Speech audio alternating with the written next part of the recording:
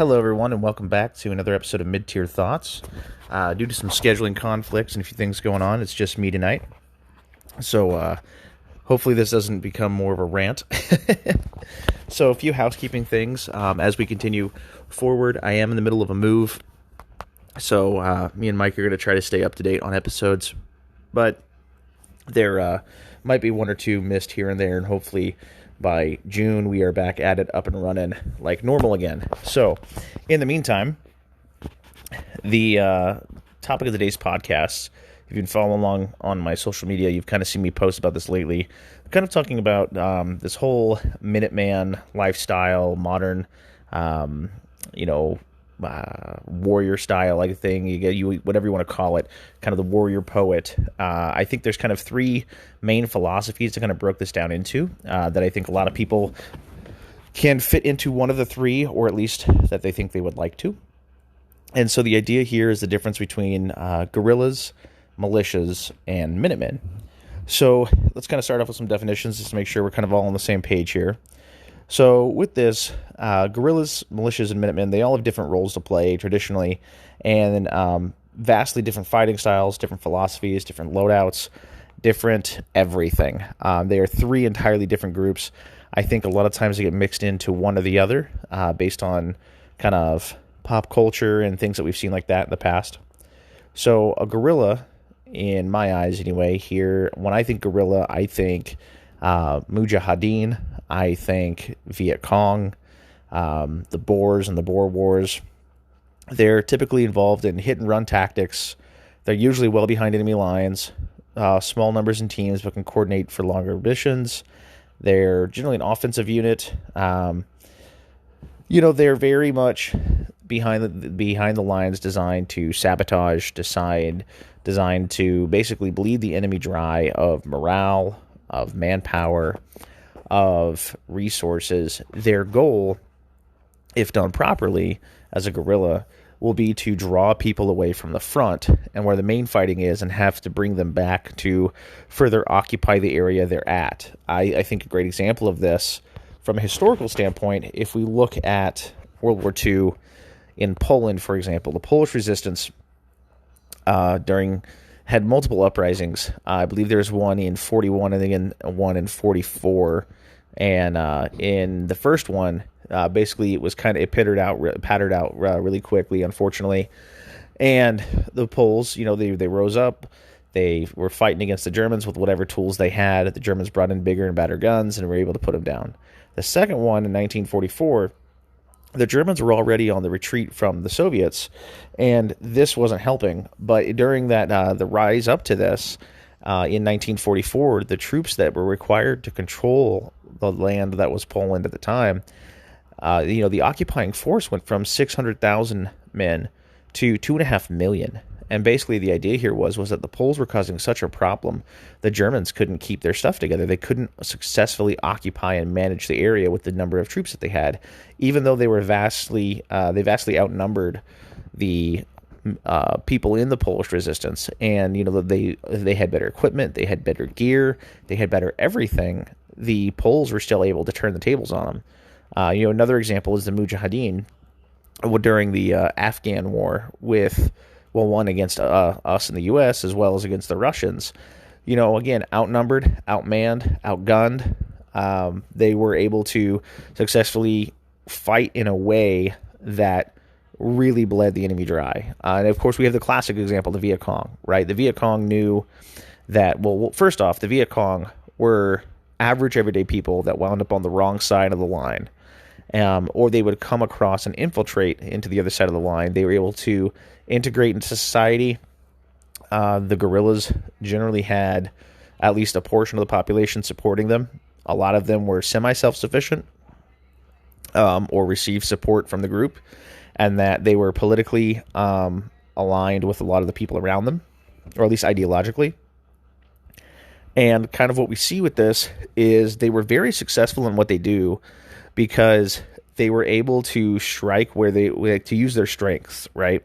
So think of like the classic example where you have an ambush that comes in and you consistently ambushing the same unit over time time and time and time again, right? The unit is on patrol, they get ambushed once, right? Then they kind of fight their way out of it, and then they get ambushed again, and then something happens, and continuously things, continue to happen to these guys, that as this patrol goes on, or as this combat leads on, their morale is getting low. They don't know where the enemy is. It's kind of like, you think of a movie where they're all looking in the trees and a branch snaps and they just start randomly shooting at it because at this point they're super scared. All discipline is broke down. The resources needed to come bail them out and to come fight, and help them out and get them out of the situation that they're in now. It's going to require a lot more than what you would normally think would be needed to control, let's say, 7 or 8 people. Especially if they're setting up booby traps, if they're running behind enemy lines, cutting power, getting out of the Viet Cong example. I really personally like the movie Red Dawn. In the movie Red Dawn, those Colorado teens, they do, again, another great example where they do hit-and-run ambush tactics on the Russians whenever that come into town. That come out of the town into their territory. There's a scene where they set up spider holes, and they're hiding on the ground, and one of the people in the group, a female, distracts them, and they start distract some of the Russians that are part of a tanker crew.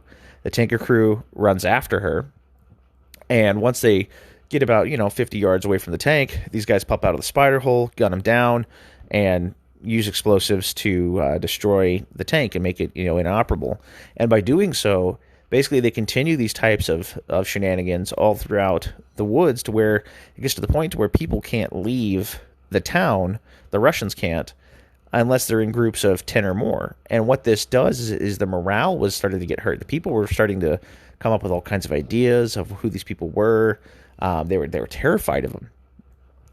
Mel Gibson in The Patriot is another great example of we'll kind of dive into a little bit more into that a little bit later, because he does kind of fit multiple categories here. But the idea of him being a ghost, right? They talk, in the first main battle scene with Mel Gibson, where he goes to free his son, and he's shooting everybody, left, right, and center, and just coming out of the woodwork, and no one can really pin him down, and he winds up murking everybody. The one survivor that comes out of that says, he was like a ghost. They didn't know where he was. And that fear that was instilled to him when people would go out to do things or go out on these patrols, they would always be looking over their shoulder for the ghost, and that's kind of the goal of the guerrilla, right? Is to be offensive, to be that kind of thief in the night, that kind of that thief in the night, the person instilling fear. Their job is specifically to harass the enemy. Now, they don't have to get involved in super big battles, right? They don't have to go over and take major plots of land, or to go through and overthrow, an entire, enemy force, or defeat anyone in open pitched battle. If they're doing that, they're doing it wrong. For example, what their job really is to do is to wean them out, right? To make it more costly for these people who are occupying the area they're in to stay there than to leave, and to make it a numbers game to where it is no longer profitable for these people to be there and they need to dip out. Hollywood really likes to run with this idea. We see a lot with the idea of this in the movie Dances with Wolves, or in Avatar, the one with the blue people on planet Pandora. It's basically Dances with Wolves in space.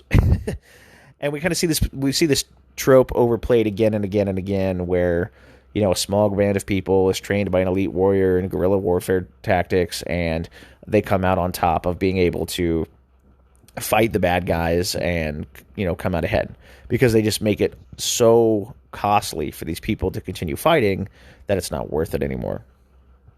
Now, the downside to the guerrilla that we see here is they are not usually people with families in an affected area.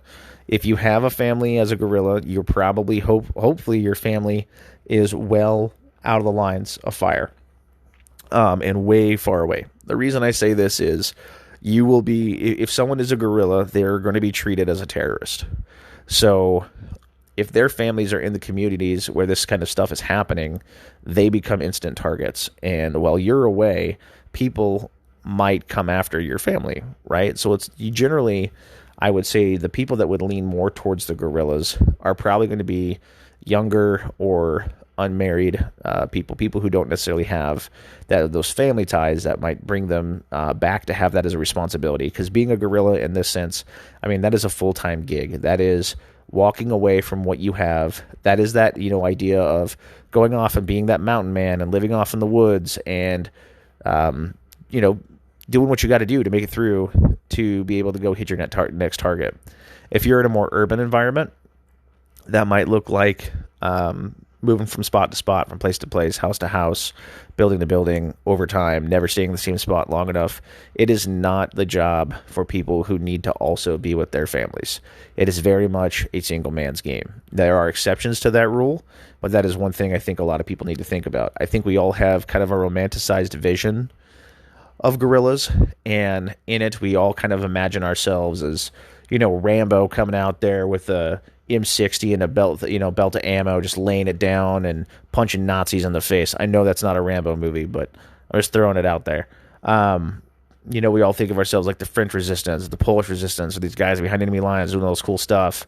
And in reality, a lot of us have families, wives, children, and that's not exactly what that's going to look like in reality. And that idea of being a guerrilla for a lot of us, I think, is kind of unattainable in the best of circumstances, because the level of self-proficiency, the level of knowledge you're going to have, and the skill set you're going to have, and the mental fortitude to do that, I think a lot of people would like to be there, but aren't necessarily there yet.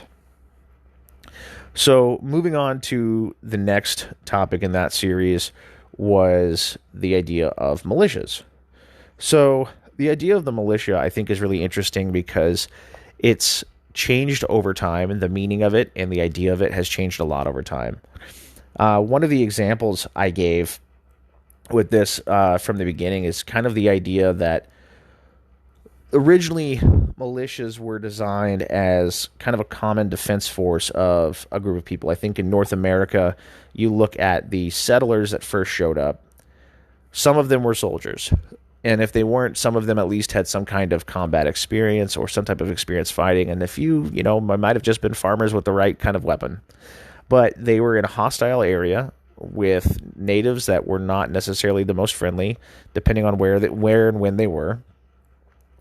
And these guys had to defend themselves, eventually forming kind of and they had to train, and they had to get themselves prepared as kind of a paramilitary unit. They were basically the stopgap military for that area, especially with some of these colonies like Jamestown and everything, until the British really sent over regular army and regular troops. These guys were kind of it. So they had to act as regular military.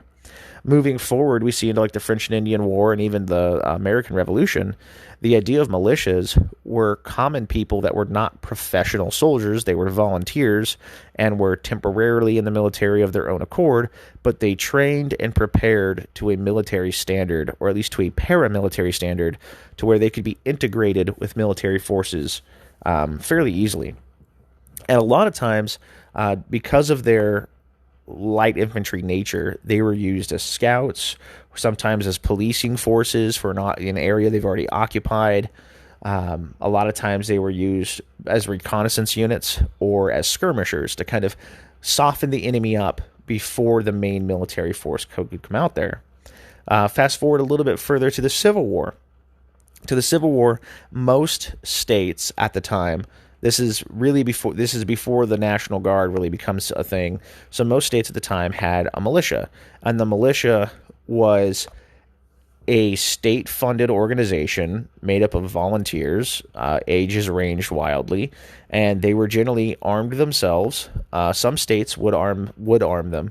Some states would equip them. Some of them were more or less that you had to buy your own uniforms, you had to buy your own rifle, and these were your options. But you were regular citizens that, when needed, would be, get in uniform, get dressed up, go out and answer the call. And part of that is why you see in the Civil War, you see a lot of these units with their state name. You have, just kind of making this up as I go here with this one, like the Ohio 15th or the Pennsylvania 3rd, things like this, right? Usually a state and a number is because a lot of these were militias raised in these states or it existed already in these states, so they had some kind of military background. And the idea was that the militia could then be sent to a camp, trained by the regular military, by senior NCOs and officers, as to catch them up to speed and equip them as necessary and be able to pump them out and send them out. The idea was, you can take someone like this who understands the basics, give them 2-3 weeks training course instead of pushing them through, an 8 to 12 week boot camp, and they'll have more experience. They're ready to go. You can get them out the line faster because they already have a basic level of understanding and small unit tactics. The idea here with this too kind of gravitates further as we go further into this and looking elsewhere in the world. As the European countries were colonizing, especially in Africa, colonial militias again were really big. The same idea as they were in North America.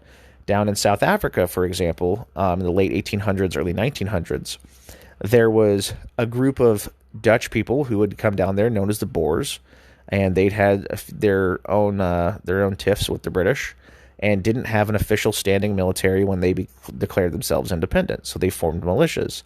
People with prior military experience or with hunting experience or anyone that was really good with a rifle, and they formed their own citizens' militias. They elected their own leaders, and they basically formed their own units to be able to respond to the British aggression, and they effectively acted as a militia force to kind of fill in the gap until they could train an official military, which came a little bit later. But they were mainly the idea of the citizen soldier.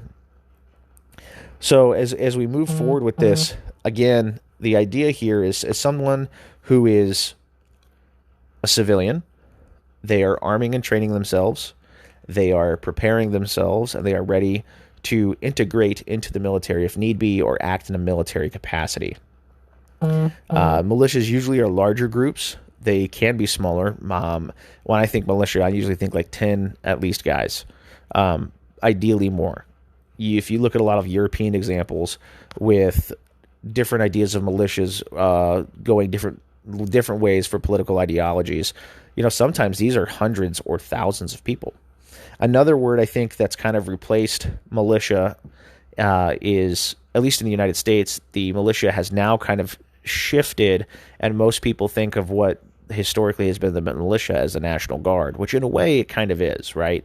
So the National Guard is made up of citizen soldiers that have day jobs, have normal lives, but they are trained and equipped to a certain extent to be able to integrate in with regular military forces. But what we lost was the civilian counterpart to that. Now, some states do have their own version of the National Guard. Texas, for example, has the Texas State Guard. Even liberal states like Washington. Washington has its own one called the Washington State Guard. Multiple states have them, or naval auxiliaries or things like this, right? Civil air patrols. And a lot of these are civilian organizations, entirely civilian ran. Some are under the direct leadership of state officials. Some are not. Some are just civilian-based. And basically what this is they are defense forces for the local area that cannot be federalized. They cannot be called into federal service. They are normal civilians taking upon their time, money, and skills to devote themselves to this. But they are training in a way that, worst-case scenario, when Russians start falling from the sky out of airplanes like Red Dawn or something, that these guys could act in a military manner. They have a certain level of training. They could easily integrate to and have, their own arms and equipment, and hopefully integrate in with military forces in a pinch. They're not ideal to stand on their own necessarily. They're not ideal to be one-man army groups. You're not going to have 12 guys running around like a special forces operation team. These are guys that are going to be acting in a role of a defense of an area, potentially small offensives here and there if they could coordinate that large, acting as kind of like a posse from the cowboy days, kind of in this nature. Generally, they're going to be kind of a light infantry unit. They could be used defensively to hold out in an area until actual military forces get ahead. For example, they could scout ahead and hold a strategic area until actual military forces could show up. They could be used to harass the enemy, similar to the guerrillas, but in a more conventional manner. Mostly, again, the idea here, the historical example going back to this, is being able to be absorbed into a military force if possible. I think in a lot of what we think of as militias today, when we look at the United States, a lot of times they're thrown around with political ideologies one way or the other. But one thing that a lot of them have in common is you have a lot of former military doing a lot of the training, a lot of the small unit tactics, a lot of the medical training, a lot of the stuff that's coming out of it. So again, you're getting a lot of the same ideas that they were taught in the hope, I think, that they're trying to make them just as good as they were when they were still serving. And the idea there, again, going back to being easily integrated, potentially, hopefully, if something like that were to happen, that you could roll into the same type of role.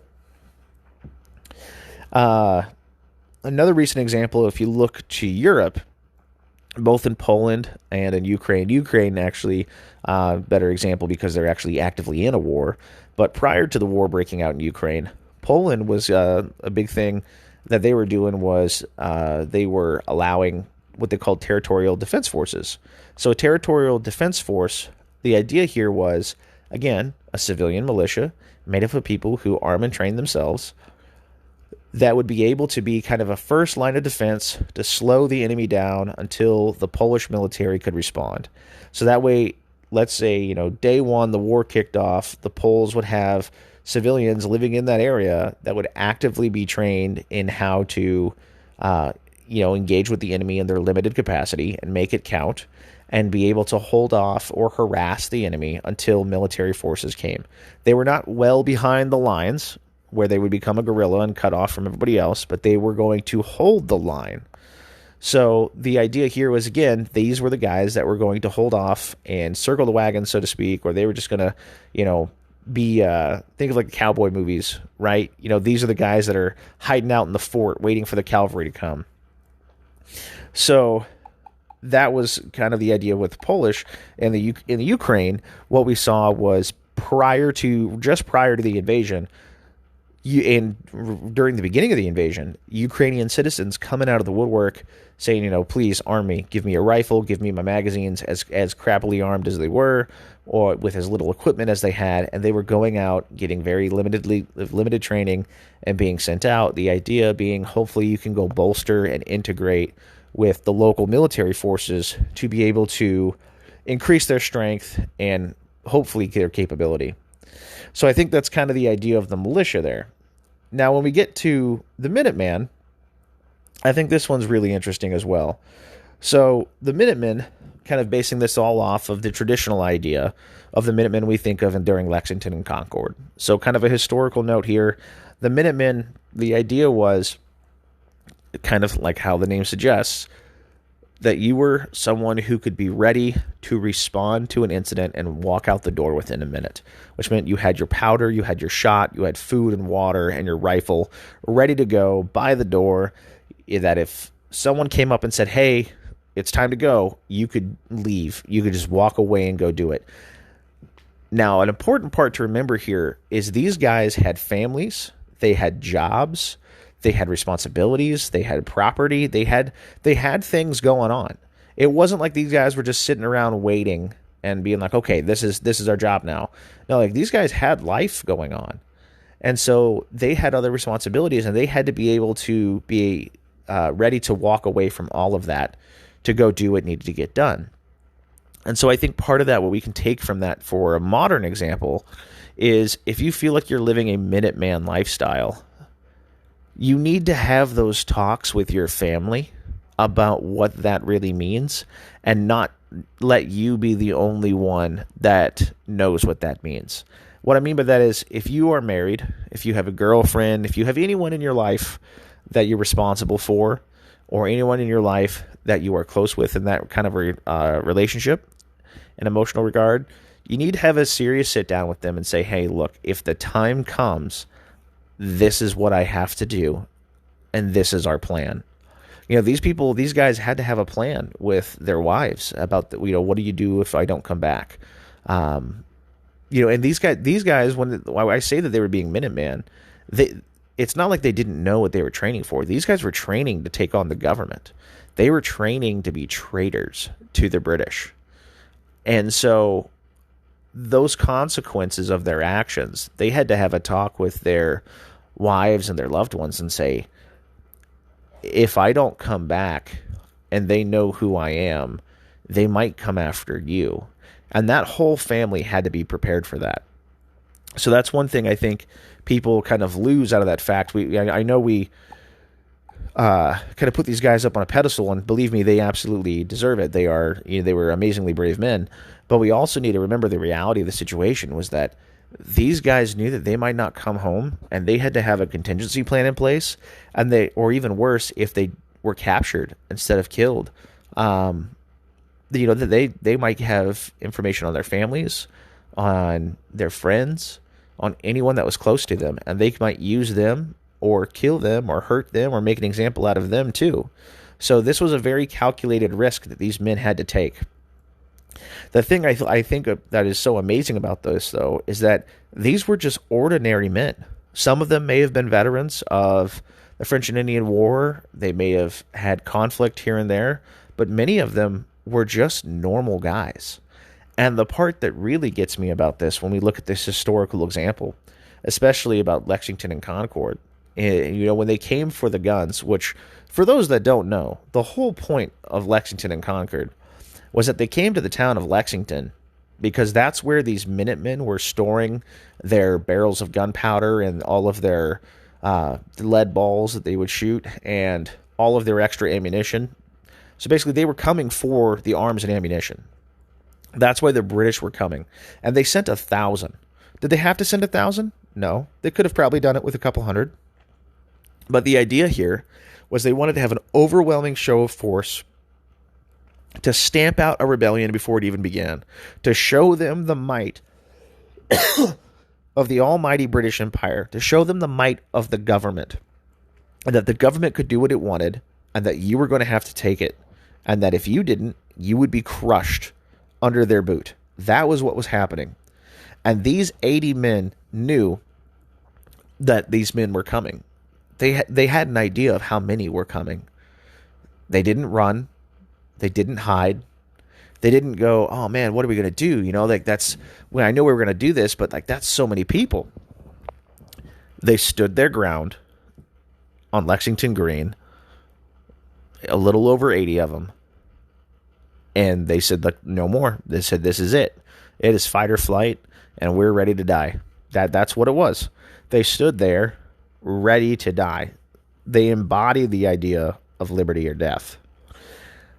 And the thing I think about this is that they could have easily ran. They could have tried to take the powder and shot. They could have done any number of things. But they stood, and they stood to fight.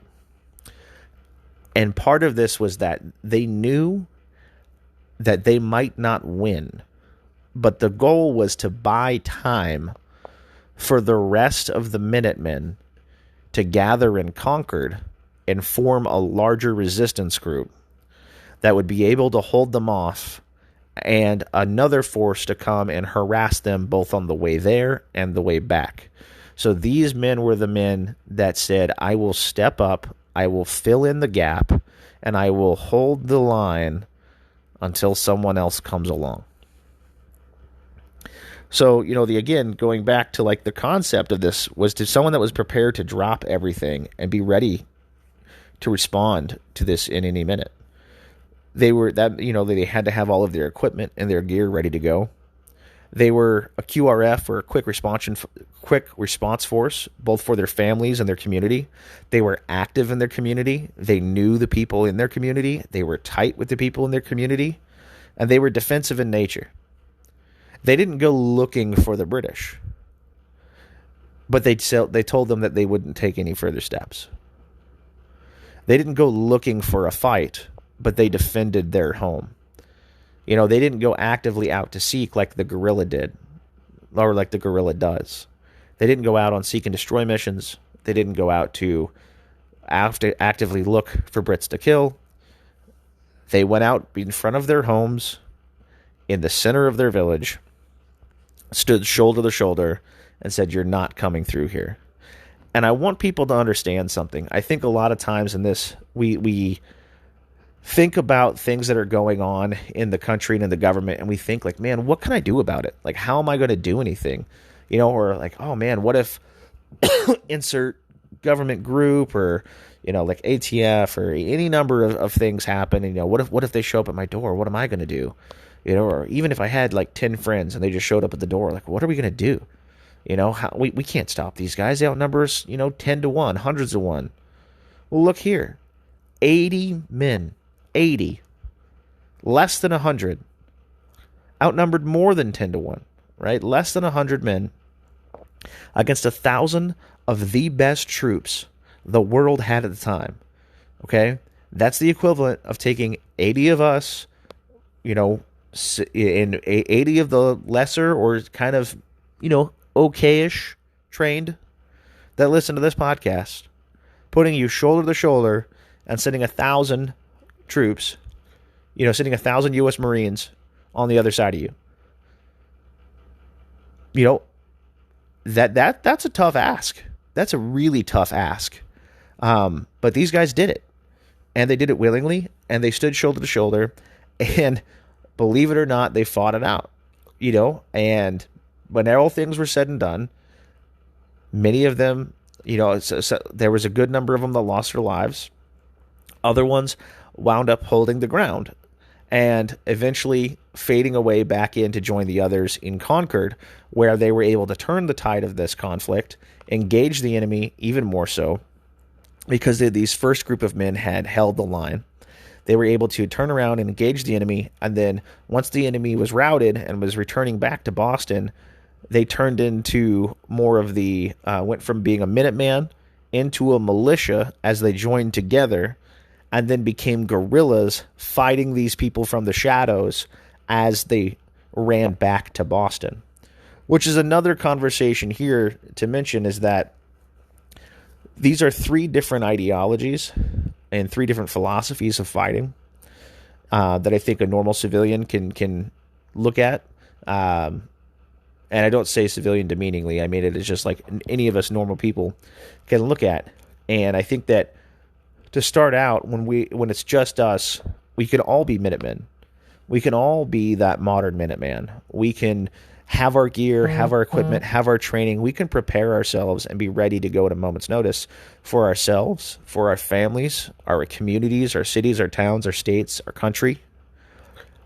Then when we join together as multiple Minutemen to enhance our skills, to train, to do everything that is that we need to do to be better at what we are now, that can lead us into the idea of the militia, right?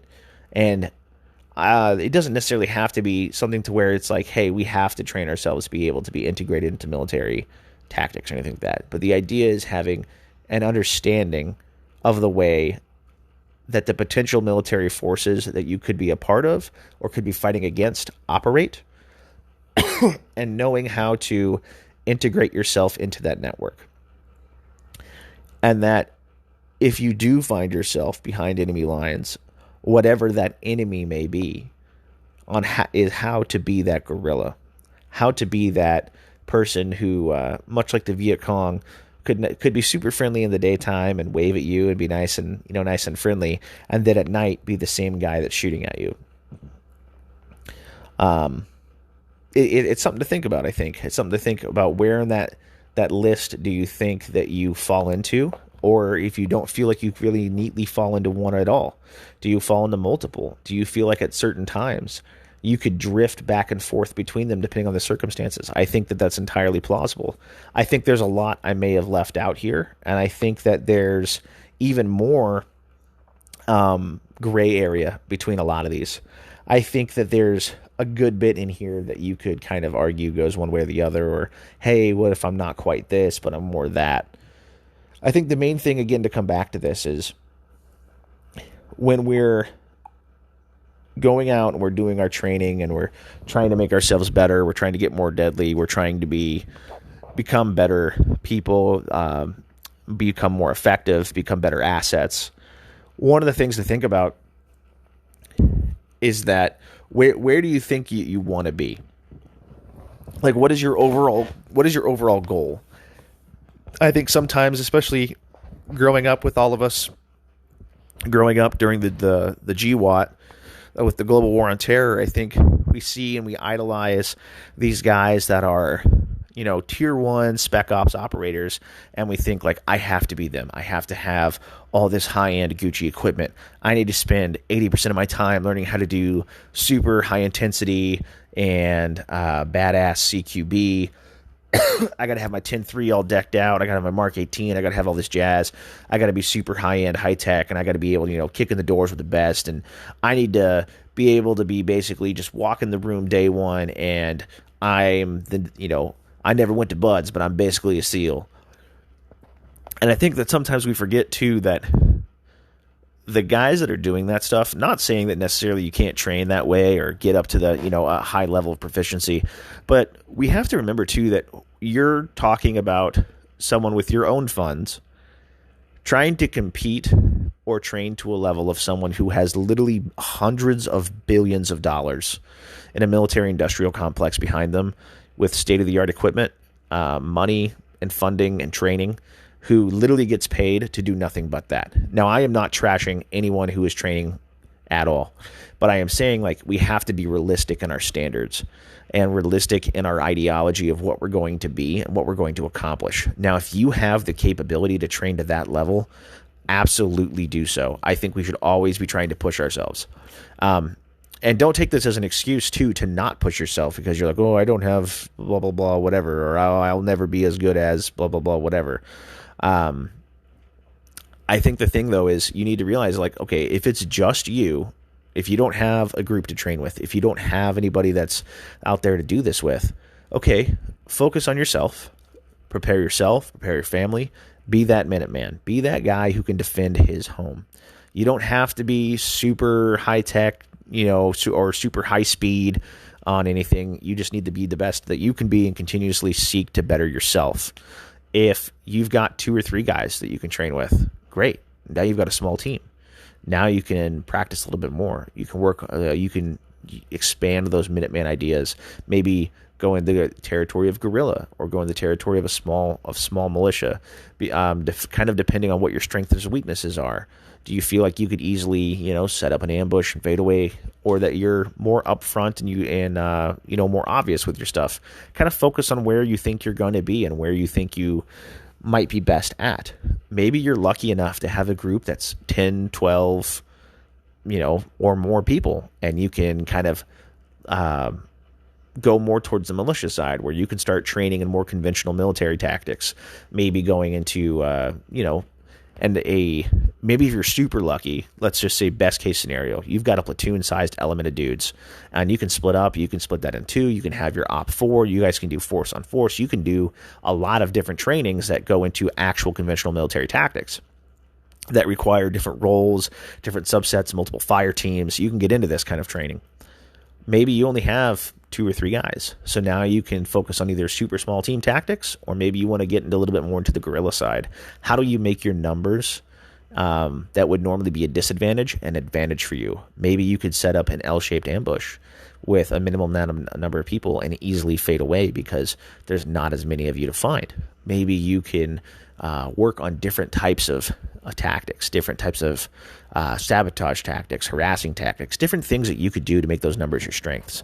And again, going back to it, even if you have a group like that, but you're spread out over an area, and a scenario were to go down, let's say, it's grid down, and you've got some kind of alert system to rally up the boys, pop a flare, whatever, someone's coming to your home. Well, that's great that you have 12 dudes that are ready to come and answer your call, but they got to get there first.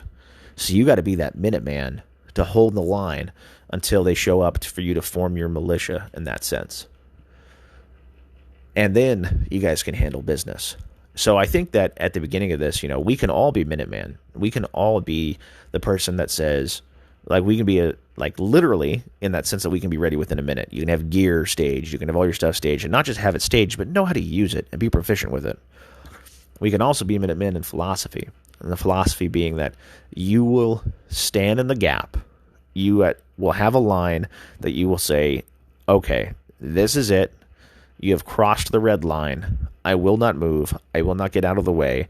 I don't care how much force. I don't care how much anything you use. I will stand in the face of 1,000 redcoats, outnumbered 10-1. And if I am meant to die on this grass, then that is what I'll do. But I will go down fighting, right? You can have that philosophy, no matter who you are. And then expand that philosophy again to that idea of your militia, that the group of you as Minutemen together believe those same ideas, believe those same ideologies.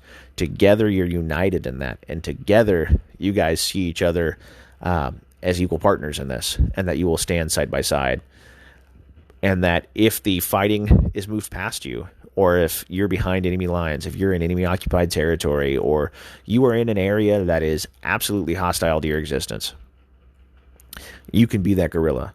And sometimes that doesn't even necessarily mean fighting. Sometimes I think back to, I can't remember what the name of the movie is now, but it's got Daniel Craig in it, and it's about Jews in Belarus during World War II.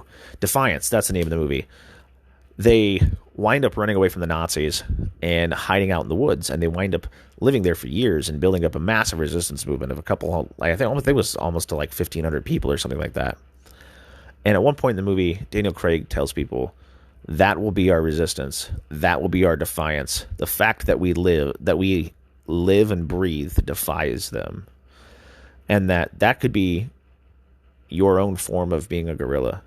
If you don't have the skill set, if you don't necessarily have the capability to be a guerrilla in the traditional sense of, setting booby traps and fighting bad guys in the dark, that kind of thing, just the ability for you to keep your ideas alive and you alive without having to submit, that alone can be a resistance. That alone can be a guerrilla movement. And if you're listening to this and you're like, this is great and all, but I know I've got some international listeners here. If you're like, well, what am I supposed to do in Denmark? We don't even have guns. And if you do have guns in Denmark, awesome, but pretty sure you guys are super regulated on that. You can find ways to get off the grid. You can find ways to get yourself and your family ready in any case of emergency, whether it be a government tyranny issue, whether it be an emergency preparedness issue. You can find ways to do that. When we talk about guerrillas, for those who are in other countries, especially in my European listeners that are on here, you guys have a huge history, especially just looking back to as short as World War II. Or even now in Ukraine, of resistance movements and resistance networks, intel gathering, people living off the grid, people living underground. There are ways to avoid the government tyranny that don't necessarily involve actively engaging in violence. So, with that being said, everyone, thank you for listening. Go check out The Men with Green Eyes if you haven't already.